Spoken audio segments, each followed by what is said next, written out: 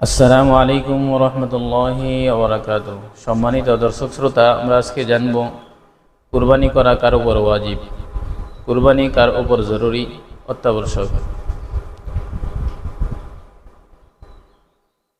10ই জিলহজ সূর্য শবে সাদেকের পর থেকে নিয়ে 12ই জিলহজ সূর্যাস্ত পর্যন্ত এই 3 দিনের ভিতরে যে ব্যক্তি নেশাব পরিমাণ মালের মালিক হবে, অর্থাৎ 7.5 তোলা স্বর্ণ অথবা 52.5 তোলা রূপার মালিক হবে অথবা তার মূল্যের মালিক হবে, ওই ব্যক্তির উপর কোরবানি করা ওয়াজিব।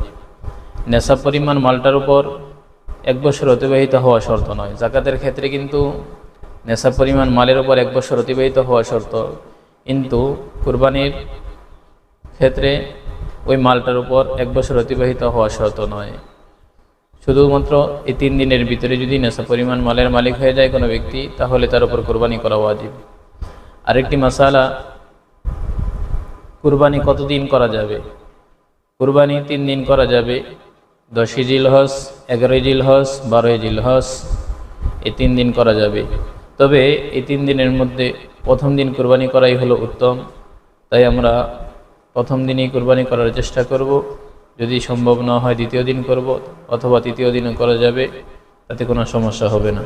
আল্লাহ রাব্বুল আলামিন আমাদের যাদের উপর কোরবানি ওয়াজিব হয়েছে, সবাই যেন আল্লাহ তাআলার নৈকট্য লাভের আশায়, আল্লাহ তাআলার ভালোবাসা মহাব্বত লাভের আশায় যেন কোরবানি করতে পারি, খালেস নিয়তে যেন কোরবানি করতে পারি, লোক দেখানো যেন উদ্দেশ্য না থাকে এবং সুনাম কামানো যেন উদ্দেশ্য না থাকে।